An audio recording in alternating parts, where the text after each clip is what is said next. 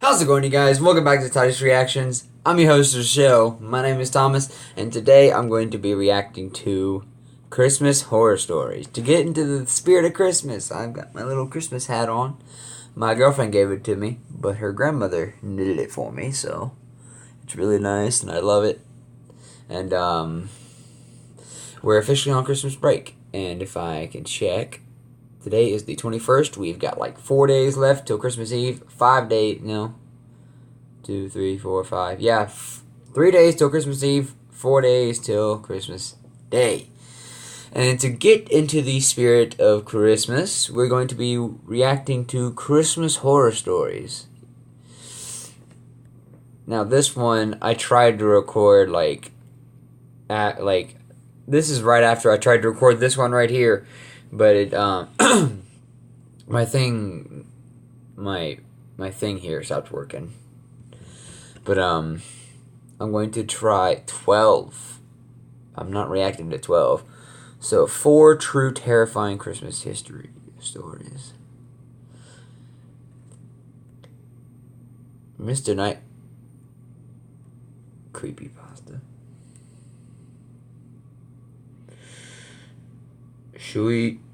Should we go along with Mr. Creepypasta?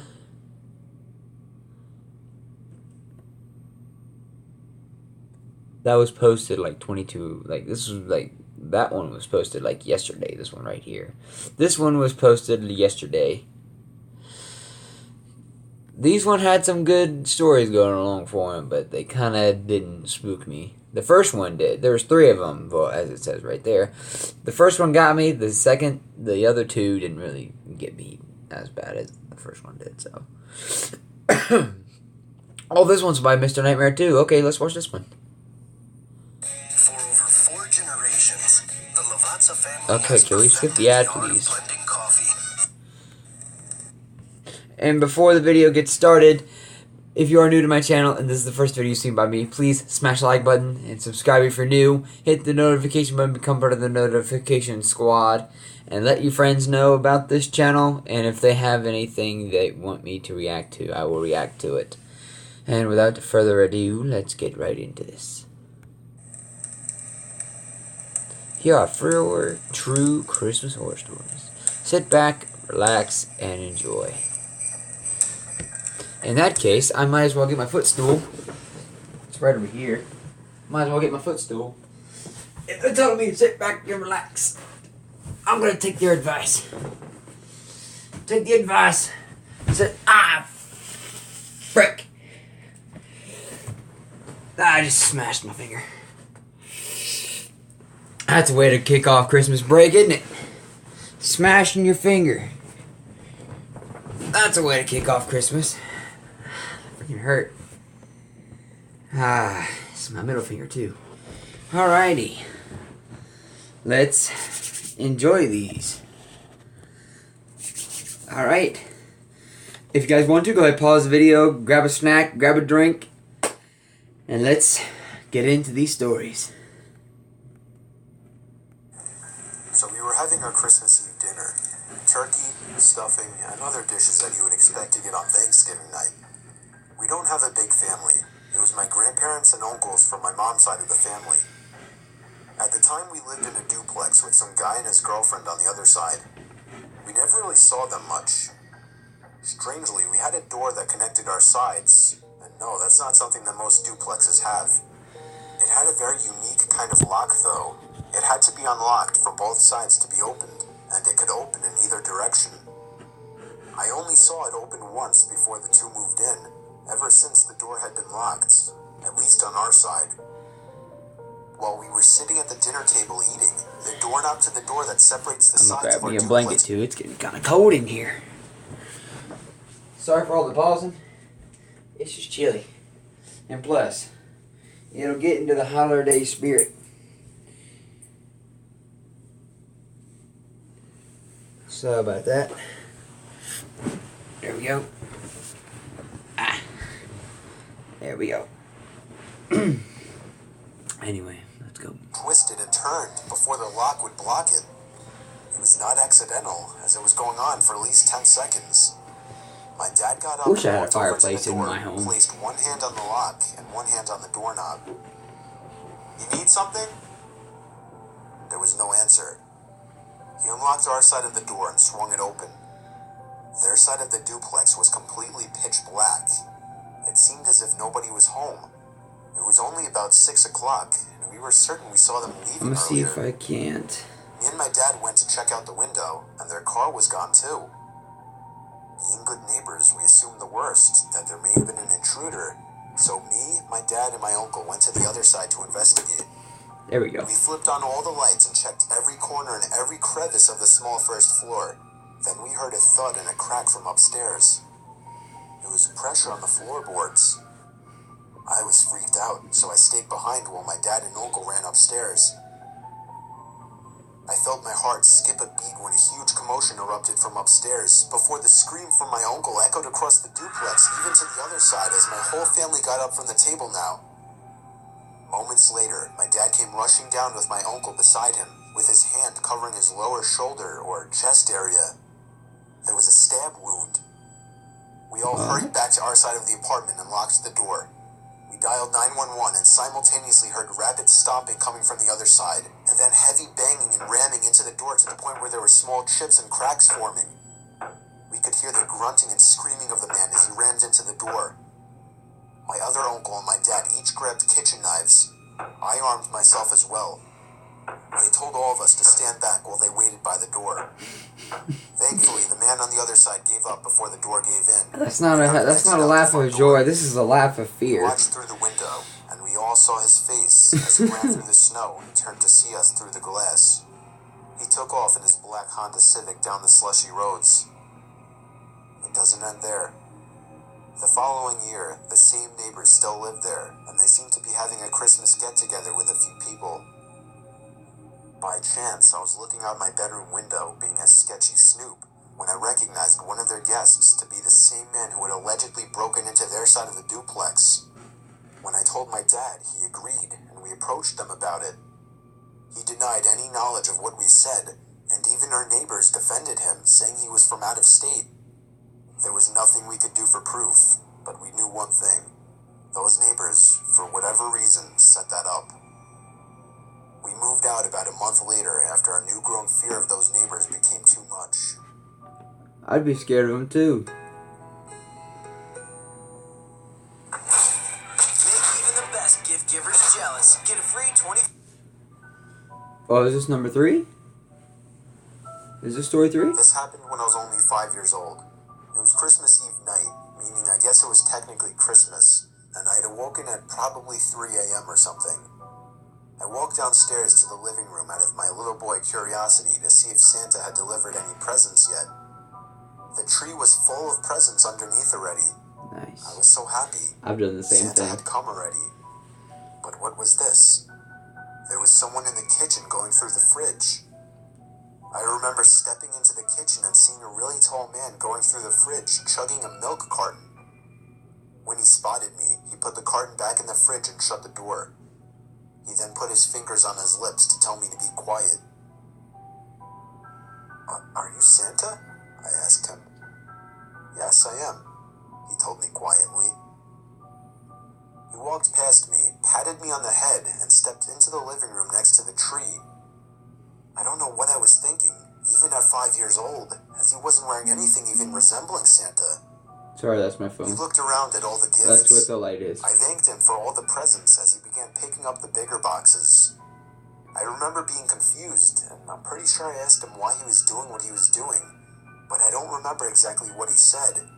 I believe it was along the lines of just replacing the gifts with better ones in my sled.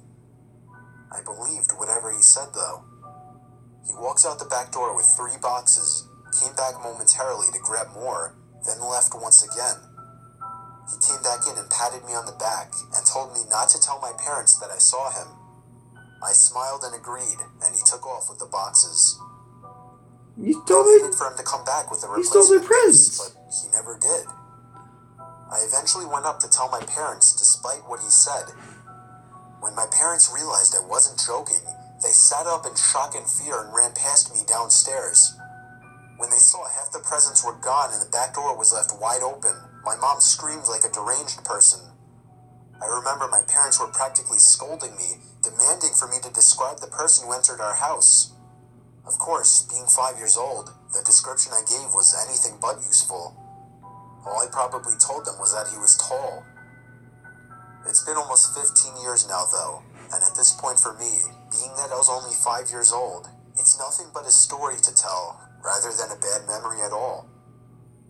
I mean, that wasn't scary. That was just disappointing. Like that. If somebody stole my gifts, I'd be pretty upset. My name is Jennifer Brom. I am an active duty judge advocate in the United States Army. Did you ever used to have a fear of those guys who would dress up as Santa Claus in the mall or at Christmas parties? Up until the age of about 8, I certainly did. I think I was 6 or 7 years old when me and my mom were walking through the mall with all of the Christmas festivities and decorations up. Festive bands playing jingle bells, a giant tree in the center of the mall, and of course a mall Santa sitting in a chair covered by a green blanket. There was a small line of kids and parents waiting to sit on the Santa's lap. Maybe 2 or 3 kids. My mom insisted I sat on his lap. Normally it would be the other way around, the kid begging the parent to sit on the lap, but she knew how shy I was. There wasn't anyone by the mall Santa's side, like one of those people who calls the next child up. It was just him. When I sat on the stranger's lap, he grabbed me by the chest and said softly in my ear, "What do you want for Christmas?" I think I said a Game Boy Advance. He laughed and assured me I would receive one. Then, for whatever reason, my mom walked up to the Santa and said something quietly to him. He chuckled in response to whatever she said and then said no problem. My mom told me to wait there by the Santa for a few minutes until she came back. At this point, there were no more kids waiting to sit on his lap, so his attention was directed at me. He told me to come over and sit on his lap again. I somehow obeyed, despite my fear of Santa Claus. When I sat on his lap, he pulled me closer to him so that my back was leaning on him. When I think back on this moment now, it's all the more painful and creepy. He then whispered in my ear that he had a Game Boy Advance outside by his sled, and if I followed him, I would get it right now and wouldn't have to wait until Christmas. Bruh. My fear suddenly turned to excitement as I believed him.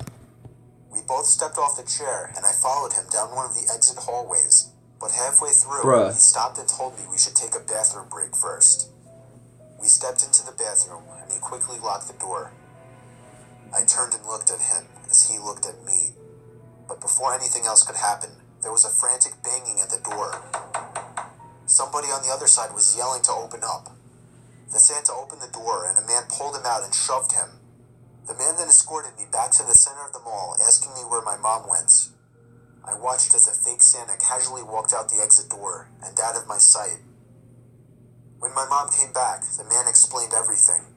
I'm pretty sure he was watching the whole time. So he and my mom asked around to see if the mall hired any mall Santas for the day. They did not. Whoever that was just a pervert dressed as Santa to get kids to sit on his lap and possibly wait for a perfect opportunity to snatch That's one, sick. just like I he almost hate did me. those kinds of people. Alright, last one. So far I ain't getting scared. More like I'm getting like people like stealing presents and like kid perverts. I'm not getting scared. This story took place about 5 years ago on Christmas I'm not Eve getting night. scared. It was around 1 in the morning, and I had just finished placing presents under the tree. I went upstairs to brush up and everything, then came back downstairs to the kitchen to get a glass of water before bed. My son Jake, who was 4 at the time, was standing by the stairs leading to the basement. I asked him what he was doing up so late. He pointed down the stairs and said, "Santa." I picked him up and carried him back to his room. I took a glass of water and went to bed. I woke up around an hour later to my son running down the hall outside my room. I sighed and got out of bed. As I was going down the stairs, I saw Jake by the tree looking at presents. Then he ran past me into the basement stairs again. He pointed down the stairs again. This time I looked down the stairwell, and my heart dropped as I saw a black figure sitting on the bottom step. I almost screamed, but I somehow held it in. I pulled my son quietly away from the basement door and closer to the front door of the house. No. I moved my hand away from my son's mouth to reach for the lock on the doorknob. I tried to pull the door open as quietly as possible, but it was pointless. The squeaky hinges let out the usual ear-piercing screeches, and I cringed in my mouth and eyes as I did. Suddenly, there were heavy stomps coming from up the basement stairs. I screamed and pushed open the storm door and practically threw Jake outside. I shut both doors behind us and we ran to the neighbor's house.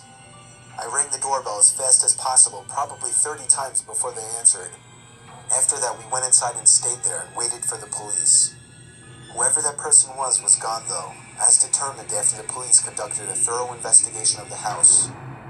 I ended up lying to Jake. It doesn't help to there's tell a him that plane actually going on was Santa outside, Claus. bro. But a few years later, he remembered the incident and became a little more wise to what actually happened.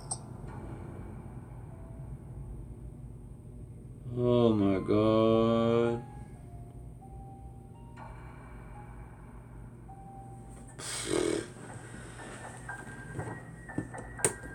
Okay.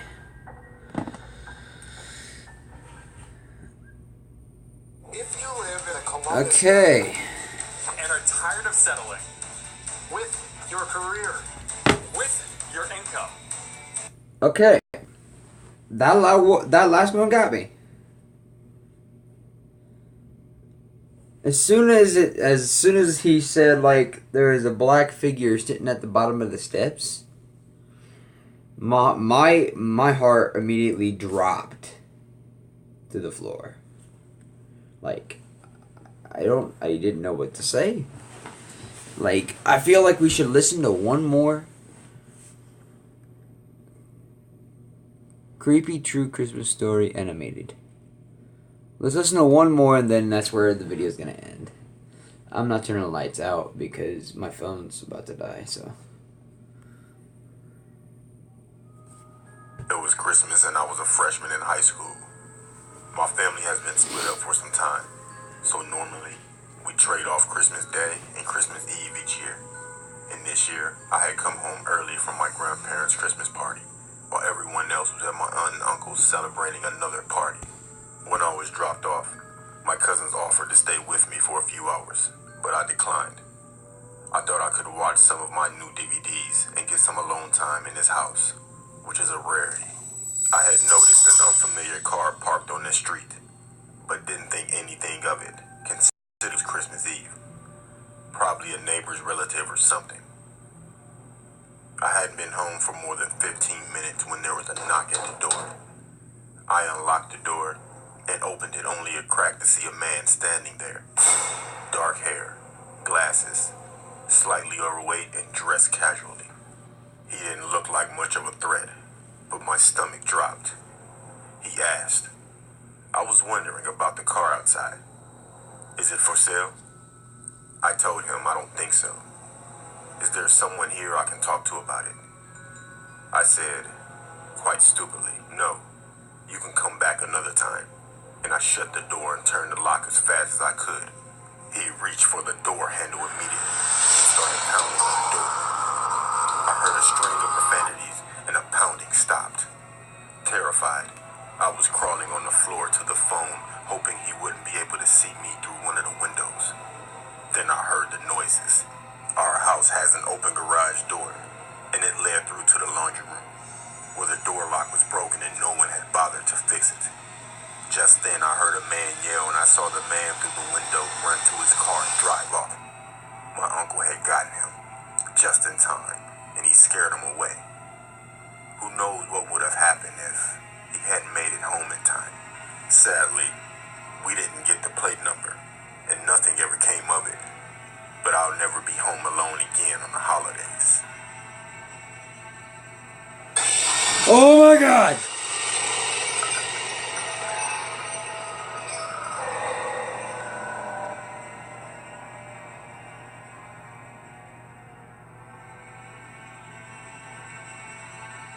Why? Why? Hold up.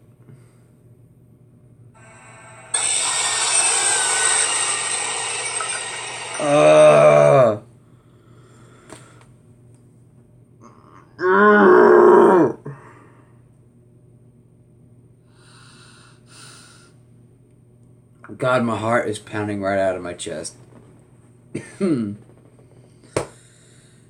Oh my God.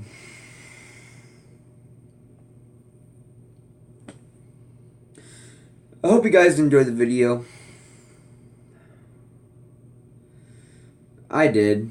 I did. I'm serious. I seriously did. I like being scared, but like, it's one thing to be scared on Halloween, but when you've got like a Santa serial killer, or like something like we saw at the end of the video, like a demon Santa, like, oh my God, oh no. Oh God, how long have we been recording? About 20 minutes now. So, I hope you guys enjoyed the video. If you guys did, smash the like button, subscribe if you're new, hit the notification bell, become part of the notification squad, and I hope you guys have a happy holiday. This is my last video until I go out for the holidays. I'll be back after New Year's. So, hope you guys have happy holidays, and as always, guys, stay sweet. Peace out. Merry Christmas.